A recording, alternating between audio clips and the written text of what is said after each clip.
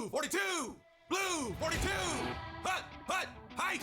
This is the Game Managers Podcast, the internet's one and only sports podcast, breaking down college football's biggest games, latest news, and greatest moments. Are you ready? Because it starts right now.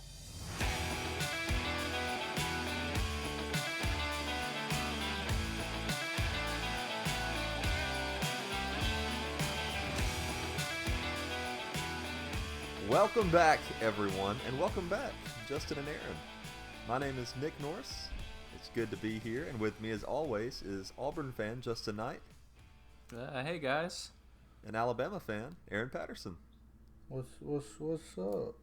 It's been a while, guys. But today we're going to talk about Alabama struggling to beat LSU on Saturday, Auburn's disappointing loss to Texas A&M, Florida's Dan Mullen problem, if there is one, and how to fix it, maybe. Michigan State going down to Purdue, Cincinnati's slow grind toward the top four in the college football playoff, and much more, including, Aaron, you're going to like this, some listener love advice. Oh, yes. A few of the week's weirdest articles in the Mismanager segment at the end. But first, let's catch up. It's been a while. I've missed this show. Aaron, Justin, what have you missed about it?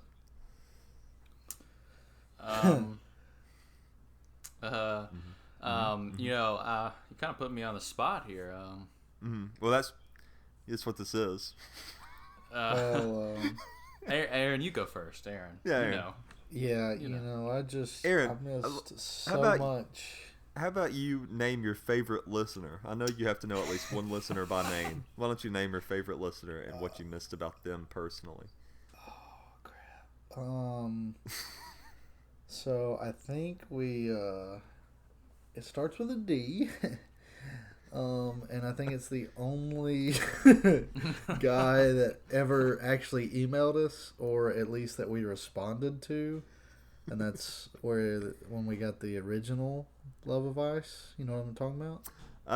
Yeah. Oh, yeah, that guy. I don't remember his name. Yeah, I remember Manny. so Manny used to call in all the time. Manny did used to call in, but I like Love Advice more because I'm better at it, you know? Some would say I'm Aaron, the best. I don't like to brag, but I am an go ordained. with David. Nope. Daniel. No. Daniel sounds good. Daniel sounds good? Yeah. Okay. We're going to go with that guy. That guy named Daniel. And we're going to rename him Daniel even if he's not named Daniel. So, that dude, shout out. Great. Yep. Well, Aaron, what have you been up to in your life recently? What have you been doing? These people haven't seen us since January of 2020.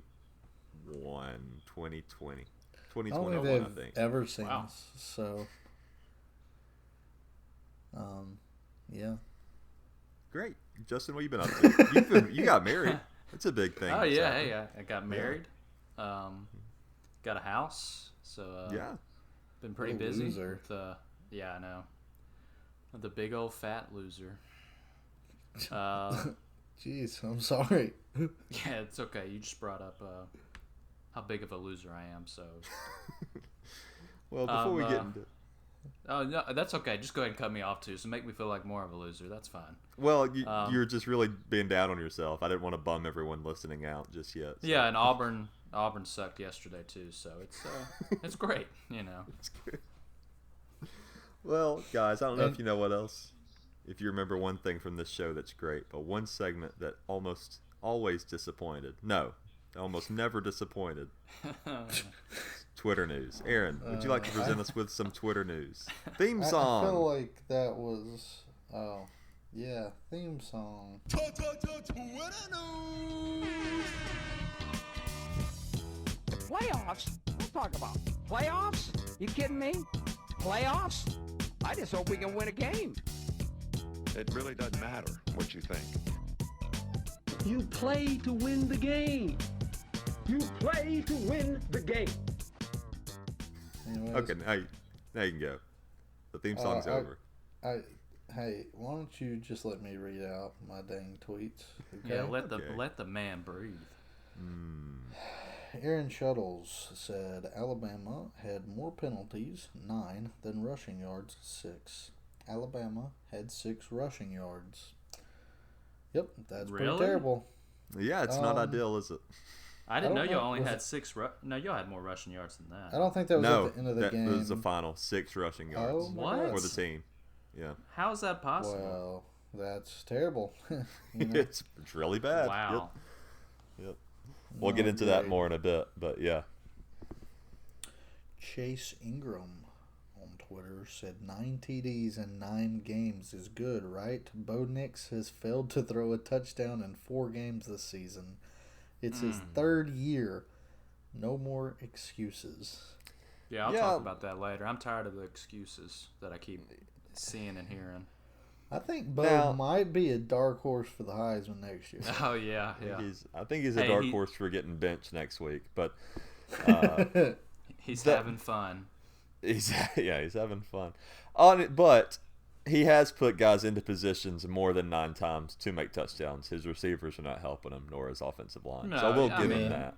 should Yeah, have we want to 11. say that. I mean, his O line has been pretty. They'd only given up 9 sacks going into that game. They'd been okay. They didn't play great yesterday, but I'll get more into it. I'm just too many excuses for him. We'll get into it more in a little bit. In the Robbie Falk, in their last 11 games, Dan Mullen is 4-7 and Mike Leach is 7-4. It's rough. Yeah, we're gonna get into Dan Mullen here in a bit. See if we think he's worth the buyout or if he should stick around or clear house with the staff. We're gonna talk about that toward the end of the show. But thank you, Aaron, for another great Twitter news segment. Great No job. problem. Thanks. Thank you. Thank you very much. All right, well, let's get into this Alabama game first. This was not a good game for Alabama. In fact, I don't think they really deserved to win it, but they did. Ed Orgeron sort of said the same thing after the game, LSU's coach for the time being. And Saban probably feels the same way since he's kind of a perfectionist. Although he's been a bit positive this year. I think he realizes this isn't a great team, so he's kind of cutting them some slack. Luckily, the defense kind of came alive to protect that 20-14 final score and made up for what for what the offense couldn't. But Aaron, what kind of was your takeaway of this game? I thought we sucked. Yeah. We couldn't run the ball. Our line is terrible when no one else is in their right position. And Bryce Young cannot handle pressure, so that is not a good mix. Hey, he can handle pressure better than Bo Nix. So I don't think any of us are arguing that Bryce Young is not an amazing athlete. He certainly is. You get to Alabama to play quarterback, you are. And I think that a lot of this win is owed to him and the defense. But yeah, there are some valid criticisms like that he struggles under pressure. I think that's true. I guess that's something that, he's a sophomore. It's his first year. Maybe he'll grow out of. But yeah, that is kind of tough to see, especially when you have an offensive line that's been as weak as Alabama's has so far. And since what's-his-face got hurt, all the lines shuffled again, and that's part of the reason we were so bad. But yeah. We're pretty terrible. Yeah. And not to take anything away from LSU, they came to play and had a very strong effort. Yeah, but 6 rushing yards is it's atrocious. abysmal. yeah, I mean, when's the last time, or if really ever, Bama had 6 rushing yards against somebody? I don't know. I have no idea. I'll try to look that up here in a second, but I don't even know if I can find that stat. Oh well, yeah, I mean, especially the way how Robinson's been running the ball too. For the majority of the season. But I mean, it didn't help because Bryce Young, he got I don't know how many sacks there were, but he had negative 22 rushing yards. So I mean, that didn't help either. Yeah, that's where a lot of the rushing yards went away, is Bryce Young getting some sacks. But I mean, still, 22 Robertson, yards. he had 13 carries for 18 yards. Yeah, that's not good. It's not good. My question, I guess, for you both, but I'll start with you, Justin. Do you think Alabama is actually the number 2 team in the country right now? Well, I mean, when you look at the top 25 and who else is in the top 25, I mean, I'd still put Alabama against, other than Georgia, anybody else really, because I mean, I can't think. Trying to think of the last time this has been such a weak year for just really football in general. I mean, you have one team in Georgia that I mean, at this point, I think they'd be able to beat anybody. But after that, it's just kind of a free for all. You know, Michigan State, they lost. Who else? Someone else lost. I mean, Cincinnati, they're a joke being where they are. They barely beat. They shouldn't have beat Tulsa. Tulsa should have tied that game and gone into overtime. Who knows what happens? So yeah, I think they're still number 2. I found the stat. The last time that Alabama had net rushing performance of 6 yards was in 1990. So. Oh gosh. 31 years. It's a long time. Aaron. Yeah. How you doing? Do you think? Good.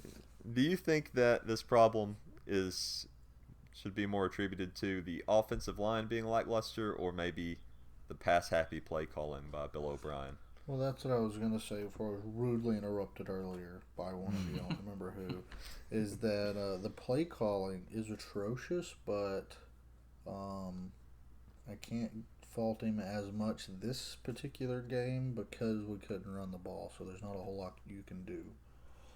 But when it's 3rd and 2, you're supposed to be the number 2 team in the country and have 17 5-stars playing linemen for you and running back. You would think you could go and run the ball for 2 yards on 2nd and 2 instead of having to throw it on 1st down, 2nd down, and then on 3rd down. Even if you don't get it, you think you could line up and just be better than the people across from you and get 2 yards on 3rd and 2. But no, instead we had to put Slade Bolden out there and do a wildcat bullcrap, and then he gets tackled in the backfield. So, yeah, it's pretty terrible.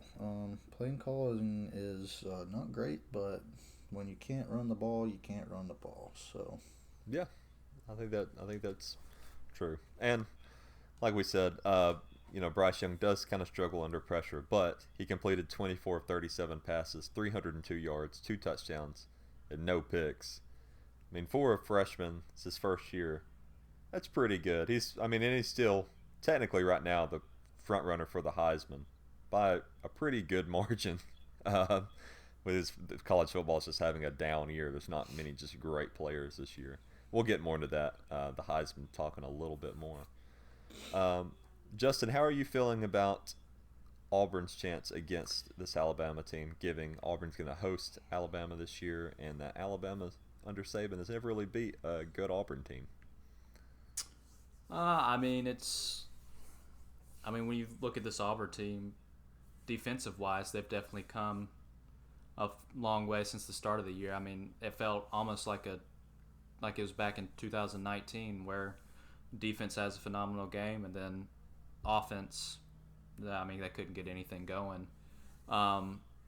It really just depends on what the offense can do, because I think the defense will have a good game. I think it'll kind of be like a 2017 game, which it'll be pretty. I think it could be low scoring, but if the defense can't handle Alabama that game, then you forget about it, because we're not going to be able to keep up. So how games are at Jordan-Hare. It all just depends on what Bo Nix does, which anytime you say that, that's a scary thing to say, what Bo Nix does.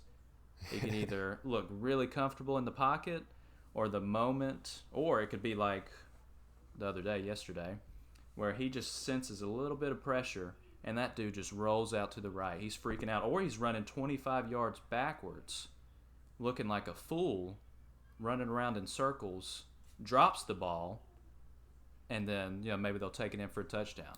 So, well, let's talk a little bit more about Auburn, if you guys don't mind. So this is Brian Harsin's inaugural season at Auburn. Look, nobody likes to lose, but at least this week I guess it was to a quality opponent. The problem being that Auburn wasn't able to get anything going offensively whatsoever. But what so far, Justin, would you grade Harsin's first year with the 6-3 Tigers so far?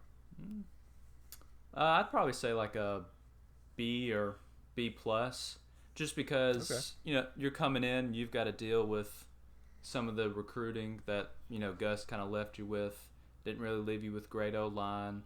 Down at wide receiver this year, you have a lot of guys that really haven't had much playing time coming into this season. You bring in a whole new staff, and if I could have said we'd be at 6-3 going into, with 3 games left, I'd take it because we've had good wins over Arkansas and Ole Miss, and heck, who knows if the offense has a completely different day. You probably win that game against A&M with how the defense played. So I think I kind of like his demeanor, his attitude. When you look at him, you think a football coach. When you look at Gus Malzahn, you think, high school football. He's running some goofy trick plays. That's why he's at UCF now. So I think it just depends on how the recruiting goes these next couple years, but I think we'll be fine with him. Aaron, what have you seen, if anything, that you've liked or disliked from, I guess, his change of coaching from the way Gus Malzahn was at this point last year to how, I guess, now Harsin is? I don't know. I just really am glad I haven't seen as many sweaters and glasses, really. Or some visors. No, he looks like a coach out there, at least. That's something. Who does? Gus? Brian Harsin, compared to Gus Gus Malzahn. Looks like no, Gus looks like a stepdad on Christmas morning. That's what Gus looks like. Yeah, he looks like someone's dressing up like a parody of a coach, like for Halloween, or like a little kid for Halloween. I don't know. Like the nerdy little kid wants to be a coach for Halloween. His mom makes him wear his glasses and his sweater because it's a little chilly outside. He kind of looks like who your mom's new boyfriend would be if they met you for the first time at like an Applebee's. That's how I think he would dress. Yeah, you're like middle-aged mother that's not looking for anything but financial stability. Yeah, just something safe. Yeah, exactly. Well, Justin, you've already touched on it some, but probably the most confusing story this season out of Auburn has been Bo Nix's inability to find any sort of consistency. Some weeks he's hot, some weeks he's not, like this week. This week he was 20 for 41 for 153 yards and a pick, no touchdowns, rushing or passing. Obviously not many people are happy with Bo Nix. He's had some good games throughout the season, but do you think that he should be benched again? Is TJ Finley an alternative you even want to see, or do you think stick it out with Bo? He'll probably, since he was bad this week, he'll probably be good next week. He'll play the rest of the year because you don't have anything better. TJ Finley's not going to bring anything different, and with TJ Finley, he's not mobile. The dude can barely move around in the pocket, and then the other guy, I think Sandberg, I think he's still, I don't know if he may have transferred, but and then we have a freshman, but he's redshirted. I think he has a good shot of starting next year, Demetrius Davis. That's what I was going to say. Does Auburn have any really good young kids? I think quarterback could Bo transfer at the end of the year. Bo's not going anywhere, but I think there is a good shot. Well, he sure ain't going to sit on the bench, is he? Well, I don't think he would. No, I think he probably not with his attitude. Yeah. So I think he's one of those guys that if he's benched, he'll transfer. If he's starts a game benched, he'll transfer. Yeah. But who knows? Yeah, I think he'll play the rest of the season. But my only issue is it's just the consistency thing.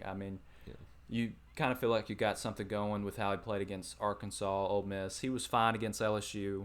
I know a lot of people said he played pretty good. He had a couple of plays where he got lucky, running 20 yard backwards, and was able to make a play. You talking about that Bo Magic dude? Yeah, people. I think it was the next game they played Georgia, and one of the goofy CBS announcers, he said something so stupid. He's like, he's pulling a Johnny Manziel again. And I'm thinking, oh golly, this guy. Don't compare him with Johnny Manziel. Yeah, Johnny Manziel was consistent in college, not yeah, he not was consistent anywhere else. But. So No, he was consistent in the NFL too. Yeah, no, you're right. Yeah. He was. You're right. So yeah, I mean that's one of my issues with him. I think it's that, and then you can kind of tell the dude has a pretty high ego, and it feels like a lot of things that happen, it's not his fault. It's somebody else's fault. Somebody's not in the right spot. Someone's not running the right route. Which I understand. The receivers have been on and off. It's a really whole new group compared to when you had Seth Williams, Schwartz, Eli Stove all last year too. The O-line has been fine. They struggled yesterday, but I keep seeing these excuses of it's a tough road game. Play calling wasn't great. Blah. Which play calling wasn't great. I kind of confused. It almost seems like sometimes the play calling, it's like when you played NCAA football as a kid and you find that one play you really like and it works a couple times and you keep running it over and over and over again. When you were a kid. Yeah, when you're a kid. I think so. I think one of the plays was toss sweep, and they would run it over, and then a couple plays, and then run it again, and then they finally blew it up for a 5-yard loss.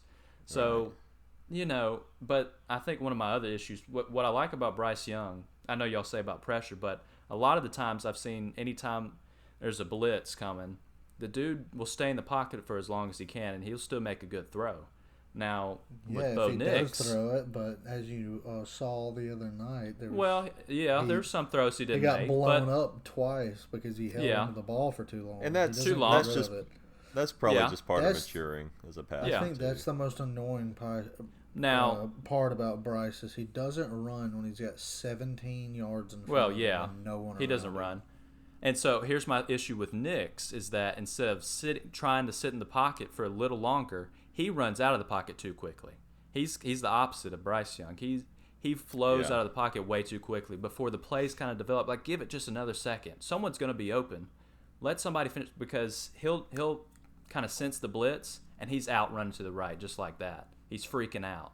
And so I think you can tell anytime he gets rattled in a game, he shuts down. He doesn't really know what to do. And you saw that yesterday with him fumbling the ball around. There was a trick play. Who knows what would have happened on it. Bo Nix drops the ball, has to fall on it. Then the next play, he's running around. He just drops the ball, and that's how they scored their only touchdown. So it's his ego, consistency. That's what's always bothered me. And I'm just tired of all the excuses. I mean, he's a junior, but it seems like he's been there forever, right? I mean, it seems like the dude's been there 4 or 5 years. Here's the thing, though. I don't think you can bench him again. Because, he won't get benched again. There's nothing behind him, and they've already done that. Like, you can only humble a person doing the same thing so many times. Yeah. Like, if it didn't motivate him then, and I think it did, but it's not going to motivate him again. I don't think. I think it would just make him more frustrated and make him have more mistakes. Yeah, and Harsin said that. He said that at the end of the game yesterday. He said, did you think about taking Nix out? And he said, no. I mean, we thought Nix would bring a spark at some point. We kind of trusted in him to do something. It didn't happen. And that's just kind of the thing with this guy. I mean, and we already know he doesn't play good on the road. And another point to make, him playing good against Arkansas, Ole Miss, those are kind of the bottom-tier defenses in the SEC. So you kind of got to weigh it out there too. And I will bring up, against Ole Miss, like the second half, we scored 3 points. So the struggles have started since that Ole Miss second half game. They couldn't get anything going then. So it's been kind of accumulating, these past couple of games. So, it's I don't want to hear the excuses or he did good against these two teams. Well, those defenses aren't great. So. Well, Auburn has 3 games left. They've got Mississippi State, they travel to South Carolina, and they host Bama. Aaron, what do you think that they're going to have to do, firstly, to beat Mike Leach and Mississippi State, who have turned out to be a pretty good team this year? South Carolina, shouldn't be an issue unless you're Florida, and then they beat you like a drum. And then Alabama, of course, will be a handful. But what would you say is the first thing you think you would need to see a change in for them to go out and really make a statement, I guess, against Mississippi State? That's a great question. I'm so glad you asked. Thank you. Because I have not watched Auburn play a single game all year. Well, you've been working a lot, haven't you? For complete transparency. And I lied, actually. I saw one half versus LSU with that bow magic, and that's why I referenced it, because that was the only thing I've seen Auburn play all year. So you say just do that again. No, you shouldn't do that. You should never have to do that, and that's the problem. It's true. Because that was not bow magic. That was bow pulling. It's the luckiest. It was lucky, yeah. Crap. I mean, it's Auburn. That's what happens. They either suck, they're really good every 10 years, or they are just lucky, and they stay lucky. They're either bad, good, or they just are mainly lucky. So, they need to get better. That's what they need. And they need to... Good insight. I don't know. You got to do something with Nix. I'd tell him to transfer and then hire... Or not Tell him to transfer. I'd be like, hey... You should transfer. I think you'd be a great fit at Tennessee. I don't know why you would tell him to go in conference, but... Yeah. I would run him. I'd run him out of there if I was Harsin. I wouldn't want anything to do with him coming in and everybody's treating him like he's the greatest. Like he's the greatest. Yeah. His daddy played there and he's already been a starter for 3 years. Nah, if I'm Harsin, I would get on that recruiting quickly and get Nix the heck out of there, and then get somebody who can just play football at a decent level. And maybe catch the ball, too. That'd be nice. Yeah, grab some receivers, too. That's what I was going to say. Yeah. I don't know. All I know is Bo Nix sucks, so I haven't really watched enough to see that how bad or good their receivers are. Well, one thing that Justin needs to know from us, it's time for Knight Needs to Know. Okay. Knight needs to know. Probably with some of the stuff you've done before, I probably wouldn't be surprised. You wouldn't be surprised if I put ashes in cookies and fed them to you? Yeah, because it was someday for the SEC again. That might make sense then. I guess just How does that make sense? Yeah, I would like to know how it makes sense. Now this is looking like a bad idea. Yeah. How does it feel to be back in Knight Needs to Know for the first time in nearly a year? Oh, I've missed it. I love y'all's insight on everything. It just brings me great joy. Yeah. Num num num num num. Yep. Love it. Okay, here we go. First question. So I know we brought up Dan Mullen a little bit. Does he get fired this season? If not, I'm guessing he's probably short lease next year. And if you do fire him this season, who are you getting for next season? That's a good question. I'll throw out some stats real quick about this, actually. So, of course, Florida lost humiliating fashion last night to South Carolina, 40-17. This is a quote he said at halftime. I don't think this was televised. I think he said this to a newspaper reporter. I'm not sure. I didn't watch the halftime. But he was asked what adjustments will be made at halftime, and he said, and I quote, "None," and walked away. Oh. So has he just given up? Because the team's obviously given up on him. Oh yeah. Yeah. But has the administration had given up on him? I don't know. I mean, I think that something's got to obviously change. They're 4-5. They're fighting for bowl eligibility. Yeah, I think the late problem in the season. Yeah, with Florida, they just they live in the past a little. It's kind of like Texas. They go back to those national championships they won back in 06 and 08. Oh yeah, 07. And they feel like it was 07 was LSU. Oh wait, okay, yeah. Get it together. Yeah, come on, Nick, you're killing me here. Sorry, this national championship game from 15 years ago slipped out of my mind from the year prior. But yeah, let's name every national championship winner from the year 2000. Go. I don't want to. That'd be I don't tough. want to. Most no, of we them's should start Alabama. with 98 or 97 or whatever whenever the first one was for the BCS. Well, not BCS. Most of them's Alabama. There's a chunk of them that's Florida. A couple of them LSU. I actually think I could probably do it. Yeah. I could probably do it from 2004. Okay, so Tennessee was 97, is that right? Or were they at 98? Yeah, Tennessee, I'm pretty sure won at 97. Let me pull up the list. You go ahead. You start. I think Tennessee was 97. Florida State was 98. Crap. I don't remember 99. Let's see. So you said 97. Was that Tennessee and then 98 was Florida State? So 97 was Michigan. It always gets me confused because the freaking years in the national championship, and it's not done in the same year, which is stupid as crap. So let's start. 98's the start of the BCS. So let's. Okay, that's what I'm thinking 98. of. So that's so that 98 is Tennessee. Yep. So 99 would be Florida State. Yep. 2000 is Miami. There's one in between Miami, Ohio State, Oklahoma, and then Ohio State after Miami. So 2001 Miami, 2002 Ohio.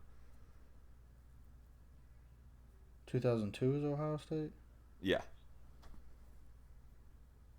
2003? I'm a year off on everything then. 2003 is the shared one. Oh, yeah. Was that USC and somebody? USC and LSU. Yeah. Oh, yeah. And LSU, that's who it was. Okay, and then 04 was USC. And then 05 was Texas, and 06 was Ohio State. No, Florida. Crap. Florida. 07. And then 07 was LSU. Yep. Yeah. And then 08 was Florida, 09 Alabama. Okay, and then half of the rest of our Alabama. So. Yeah, that is mostly I was about to say, Alabama. it's pretty easy once you get to that point.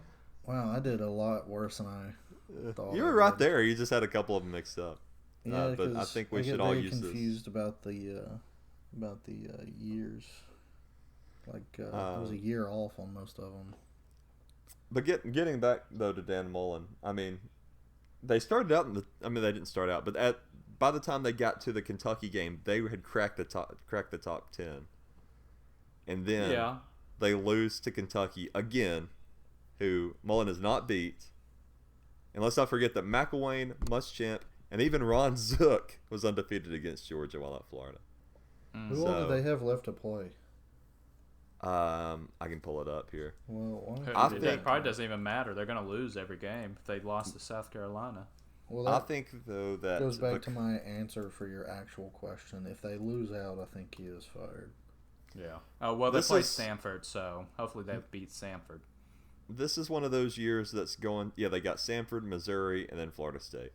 But this is one of those years that it's going to be a coaching carousel like we haven't seen in a few years, because there's going to be a lot of. I think he will stay is just because there's USC, LSU. There's so many high-profile jobs. But this might be the year to do it, because you're going to have so many high-profile jobs, but then there's going to be a lot of other coaches shuffled around because of that.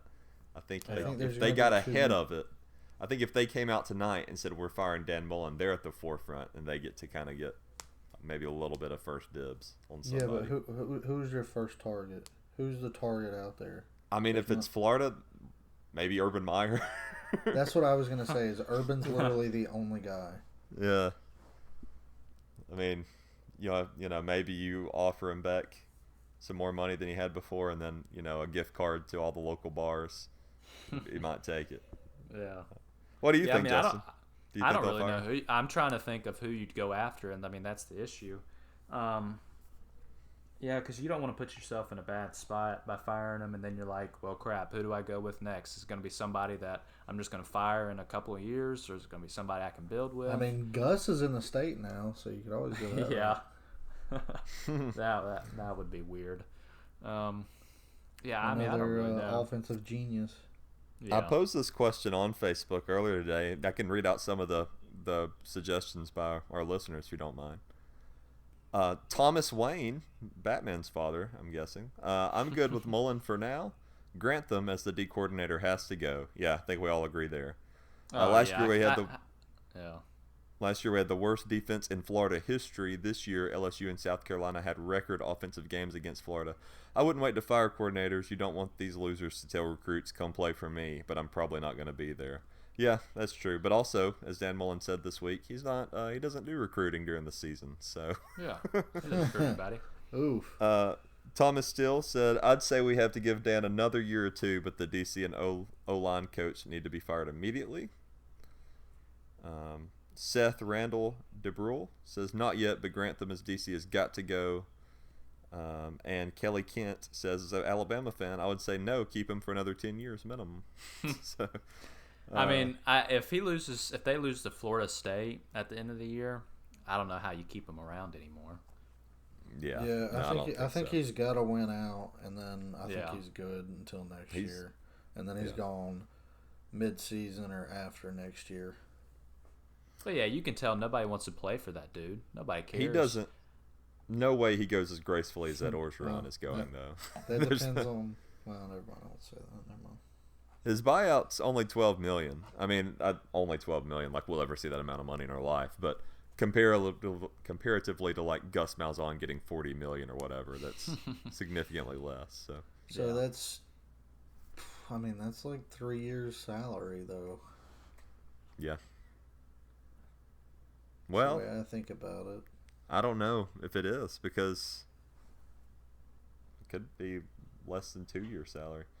Anyway, I'll look it up. I'm talking about for like most likely a replacement, though. Oh yeah. If you get Urban Meyer, that's a 1 year salary. Yeah, that's the only way you're getting him. Justin, what other questions you have for us? Well, I guess there's one more I was going to ask. It was about so the college football playoff.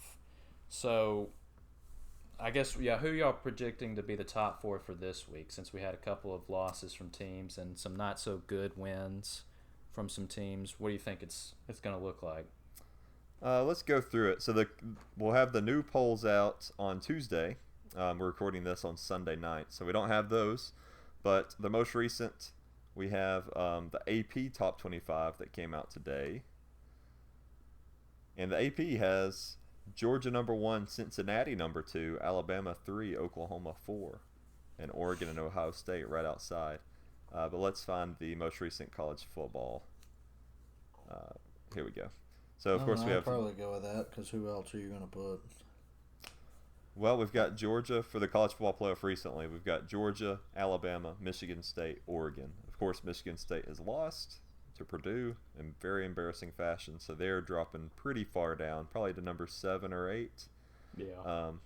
So I guess that slides up Oregon and Ohio State with Cincinnati at 5, or do you just throw Cincinnati up? I mean, Cincinnati didn't have a good game this week, did they? But they still won. Who did Oklahoma play, and did they do good? They had a bye. Oh, okay. So I think the committee will have Georgia number 1, and then I think Oklahoma will immediately shoot all the way up to 2, just because Alabama struggled, and they will refuse to put Cincinnati as high as they can. So there's no one else that is undefeated, so they're going to put Oklahoma all the way up to 2 just because they can, and so it will bump Cincinnati down to 3, and then number 4 will be Alabama. Maybe they'll put Alabama at 3 and Cincinnati at 4. I feel like they're going to stick to their guns. I think they're going to go Georgia, Alabama, Oregon, Ohio State. I don't think they're going to budge. You don't think Oklahoma will be in the top 4? They're the only undefeated team. They were at 8 last week. Yeah.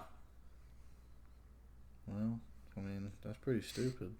I mean, they are terrible. I mean, they are undefeated. I do think they will get curb stomped by whoever they play, but still.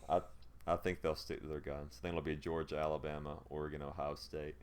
I think that they want to keep Cincinnati out of the top 4 just because I think that they're going to stick to that because they're not going to want to go back on it after 1 week. But I don't know. Could be totally wrong. I'm interested to see what they do. Well, as of right now, those top 4, no matter which way you slice it and dice it, those are the 4 that should beat the 4 that should be getting in if it was to end today. Justin, do you have any more questions, or does that wrap up Knight Needs to Know for tonight? That wraps it up for this week. All right. Well, thank you for another very good segment. You're Lastly, welcome. for this episode, how about we look at the Heisman odds and see who we think it should be as of right now. I can go through some of these really quick. This is according to Vegas. Bryce Young is 180 point plus. Kenneth Walker III, Michigan State, is 240 plus. He was a lot closer until the big loss Saturday. So he dropped pretty significantly. C.J. Stroud, quarterback Ohio State, plus 400, and then Matt Corral at Ole Miss, 550, and Caleb Williams right behind him at Oklahoma at 800. Will Anderson got some talking on Twitter this week, but they're not going to give it to a defensive guy. They That never would be do. awesome. That is. Yeah. I'm glad you brought that up. That is officially my front runner. I mean, it's the year that if there was a for real defensive standout guy, he could. If you had like a Honey Badger this year, he'd win it. Theodore. That's not his name. What's his name for Oregon that was really good that got hurt at the beginning of the season? That's supposed to be number 1 overall. Yeah, I know who you're talking about. Yeah. If he was playing and at a decent level, I wholeheartedly believe he would be the front runner right now. What about you, Justin? That list you named is atrocious. Yeah, there's not many standout guys this year. I will say Kenneth Walker, if you think about, I guess, the best player right now, I'd probably say him. I would think he'd be my Heisman front runner because, I mean, Bryce Young had a great start, but yeah, kind of like you said, he's kind of phased out a little bit, kind of had some tough games, but yeah, I mean, there really hadn't been anybody that's just blown us all away. I think Kenneth Walker probably has the best shot because they showed his side-by-side stats with Derrick Henry at this time, and he was outdoing him in rushing yards by like 100 and less carries, and I think the same amount of touchdowns. So I think if he can keep on the pace, I think he has a pretty good shot of winning it. This year reminds me a lot of like the 2009 Heisman year when there was just no front runners really, and it was between kind of Ingram and Colt McCoy, and then Ingram just had a couple big games against Auburn and Georgia, and that kind of just sealed it. It was the last thing people remembered, so they just picked him. I feel like if somebody has a huge game like the week before they pick or 2 weeks before, that's who they'll go with. I think since everyone we named sucks, and they're all the skill positions, we should immediately roll them out and then move on to linemen, since it's supposed to be for every freaking position, but they never do it. And they should I'd love for a lineman to rename win it to a skills position. Yeah. But I'm sure there's a lineman out there that's supposed to be like second or third overall that nobody talks about because that happens every single year, and they're just dominating this year. And let's give it to them. Well, that sounds good to me. We'll just pick one at random. Even if he was to absolutely bomb in the NFL, being the only lineman to win a Heisman, or I don't know if he's the only. He'd be a legend. Is there one other one that won? No, there's one other one from Ohio State they said should have won it or something like that, right? Yeah, I don't know. Anyways, whatever. To be a Heisman winner as a lineman, even if he was terrible in the NFL, his life would be made from then on. Oh, yeah. Well, guys, it is time for a fan favorite, Miss Manager segment. Are you guys ready? Y'all. Theme I'm song. ready. And now it is time for Miss Managers. The headline of this article by Mashable is, "Oh no, construction workers find a bunch of teeth inside a wall." Oh my gosh, that's horrifying. Wait, what? Yeah. Student says she gave cookies containing grandfather's ashes to classmates. Why would you ever tell someone that? Angry Seal helps Australian police bust drug smuggling ring.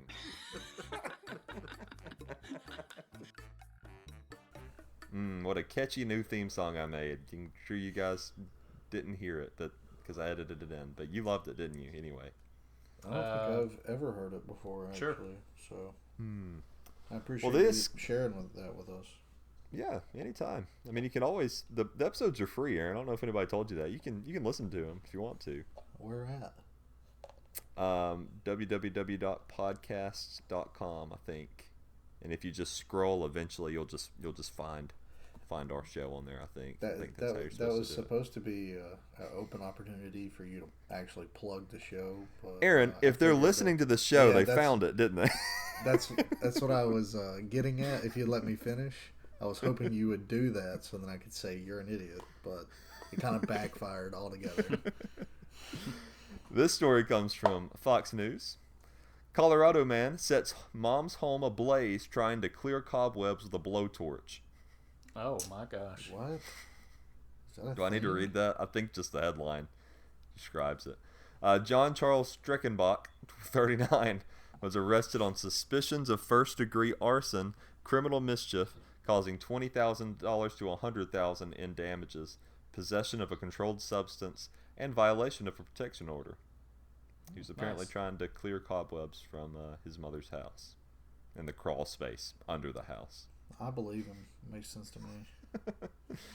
The next story also comes from Fox News. Colorado hiker lost for 24 hours, ignored rescuers' calls because hiker didn't recognize the number. Hey, I mean, he's a smart man. You know what? I don't like answering calls I don't recognize, but if I'm lost in the forest for a day, I might pick up the phone or call somebody. Yeah, maybe maybe somebody. not even the first couple phone calls, but I mean, I'd imagine they called him probably 30 times, and he was just like, "Huh." Yeah, it says that telemarketers were really trying to get in touch with me. Said it was repeated phone calls. So that's pretty funny. Glad he survived. Good on him. And my last story. Natural selection should have taken place there. My last story harkens back, Aaron and Justin, to our first episode. We're bringing back Teeth Talk this week. And this one is it's a doozy. This comes from Fox 32 Chicago. Woman breaks into dentist's office, pulls 13 teeth from patient. From one patient? Deputies allege that Laurel Ike, who is not a dentist, broke into a dental office where she claims she had formerly worked. She allegedly stole $22,000, nearly $23,000 in cash and checks during the May 3rd break-in. Meanwhile, the tooth extraction occurred on a different date, she told detectives. She also admitted to using anesthetic disposed of by the office. She was arrested Wednesday, charged with 2 counts of burglary and 1 each of grand larceny, conspiracy to commit burglary, and perform surgery on another without a medical license.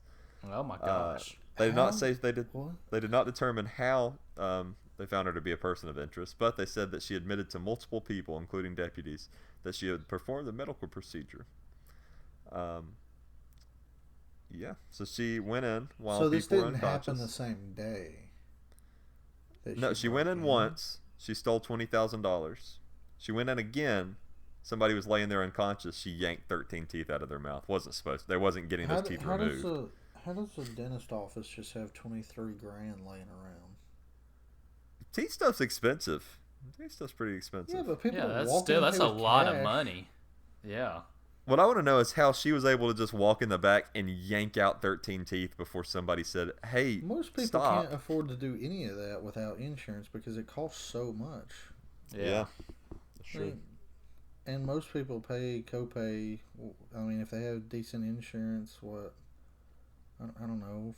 It's going to be under $50, and then so even if they pay that with cash, which they're most likely not, most people are going to pay with card. Adding that all up to $20,000, that's it's a lot more than a dentist office should have on hand.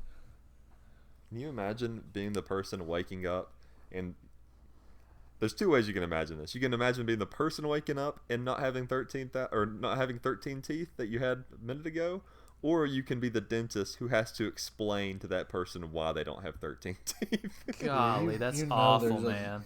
There's got to be a lawsuit somewhere in there. Yeah, no doubt. My gosh. So it is 13 that teeth. It's one person that's missing. So we were able to fill in your cavity, but I had to take a bathroom You're missing break. 13 teeth. And a crazy woman came here and yanked out 13 of your teeth. We're gonna cover that charge, but I just don't understand how this, like, how? Yeah, I don't know. So, like, they're open, all right? So he has a patient. Yeah. They have patients. Unconscious. So they're open. Yes. So where's the actual dentist?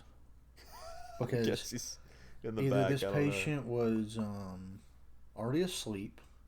Yeah. And she just went in there and just started yanking, or which means the dentist would have had to been taking a really long dump or something. I don't know. Yeah. But long enough for her to pull 13 teeth. It's a lot of teeth. Even worse, he's just completely lost in a different country, and this patient is just gonna wait for forever, because then she would have had enough time to put him to sleep, like persuade him that she was the real doctor, put him to sleep, and then get to yanking. So either way, not ideal. Yeah, I mean, that dentist, whoever the actual dentist is, they deserve that lawsuit they're gonna get, because oh yeah, that should not happen. Well, Aaron, if you'll shut up for once in your life, if you'll stop yapping your trap, we can get on to listener love advice. You ready for this? Yeah, sorry. All right, so this comes from Brian. Not to talk unless there's just something that really interests me, and then when I do, I'm told to shut my trap. This comes from Brian. Hey guys, glad the show is back. Looking forward to the new episode. So here's some free content on the show. My girlfriend gets mad whenever she sees girls on my Instagram. I don't like pictures of girls unless they are friends, yet she gets upset when they appear on my phone. Is this normal? We have been dating for 2 months, by the way, so a little concerned. Thanks, Brian. Yeah, if it's 2 months and she's already doing this. Brian is my new favorite listener that you asked me at the beginning. Yep, that's you, Brian. This solely depends on your age, Brian. So I really. Well, Aaron, since I am an ordained minister, I don't know if you know that about me. I don't like to brag, but I am very accomplished young man for my age. Wouldn't you say so, Aaron? You did it in an hour in a college class you should have been listening to, and you've officiating your friend's wedding that took like 30 seconds. And I guess they were brain dead because they let you do it. So, yeah. Well, like I said, I'm an ordained minister. I'm very accomplished, Aaron. I don't like to brag. I don't want to rub it in, but I'm very accomplished, obviously. Anyone so I think can do that. You just have to pay somebody online $30, and they'll give you a form that says you are. Aaron, as an ordained minister, I think I am the most qualified to answer this question. Go for it. So I say.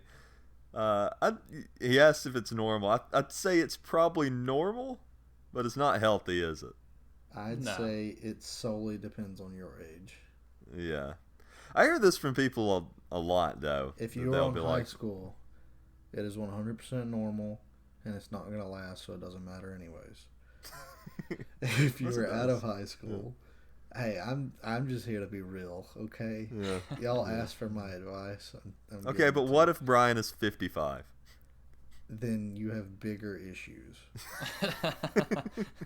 A lot bigger issues. Stop listening to the show and go make money to feed your grandchildren. They're starving. And get off of TikTok or whatever you're on. If you're not 55, though, and you're like, I don't know, 20 to 30, I mean, that might be normal for her to make a comment about it, but yeah, that's pretty bad.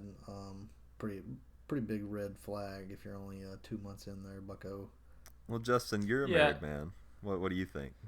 Yeah, I mean, it just depends. I mean, if you're following all these accounts with, I mean, probably stuff that, I don't know, probably shouldn't be following, that maybe your girl's like, hey, why you got half-naked women on your feed there? Yeah, maybe. So what Justin is saying is it depends solely on what the content actually what the is. Content is, yeah. Now, if it's just popping up because, just friends, she's just jealous, and that is a red flag. If you got people twerking, that's she's probably justified. Yeah, it's a little different. Yeah. Yeah, it just depends on the content you're following, and then if you don't know them, then she is justified. If you know them and she is mad, she is just jealous, and that's a red flag. Yeah. I think, Brian, that you should leave her. No. Maybe. It depends on your also, age. too, It does depend on your age. Yeah. This is what I like about these is I don't want to be just a normal old love advice where we give you 15 seconds of just bullcrap. If it depends on this, it depends on that, because we're different, Brian. So you're gonna. That's right. We need to give him. We need to give him a sign. We need to give him an answer. We're gonna need you to email us again with a much more detailed. Now that you know all of our questions, and then we can help you out further, and that's why we're. I'm gonna say this. I'm gonna say this, Brian. If you're a high schooler, that's probably just gonna happen. If you're 20 to 30, break up with her. If you're above that, that's more of a reason probably to break up. Is that fair? Once again, I think that's fair. That's pretty much Nick just reiterated everything me and Justin said, so I appreciate that. You freaking idiot.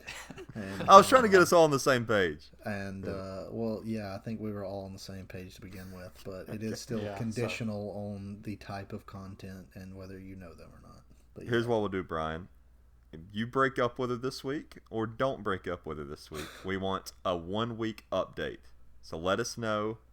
Send it in by Saturday so we can read it Sunday, and let us know what has happened or did not happen, and what your plan is or what you've already done. And then how we can give old a little are you? update. And how old you are. And some more details. If you're just like 18, what she says. Don't reply to us. Under any Guys, shape, form, or fashion, just forget we exist and delete us. Well, guys, I think that wraps up the show. Justin, you want to bring us home this episode? All right. Well, hey, thank y'all so much for listening to this episode. We're back, baby. Really appreciate y'all because, it's tough listening to a couple of these idiots. I understand. So thank you for making it through. 55 minutes in, I'm going to try to make this quick. So let me go ahead and tell you what you need to do. It's pretty simple, okay? So here's what we need to do right here. So you need to like and subscribe. Pretty simple. You can follow us on Facebook, Twitter, and Instagram. It's at TGM Pod. You'll find it. Go ahead and like it. And so you can get updates. We'll tell you when the episode's coming out. Blah, blah, blah. Just make sure you like it so you can see what's going on, okay? And then we also have shirts. We have shirts. Look, it's been a while since we've done some advertising on these shirts, but my gosh, you better get these shirts. Because like How I've soft said before are they, in the Justin? past, If you had to compare them to soft. something, did It's you like compare them imagine it's the purest of silk, and you get to have that.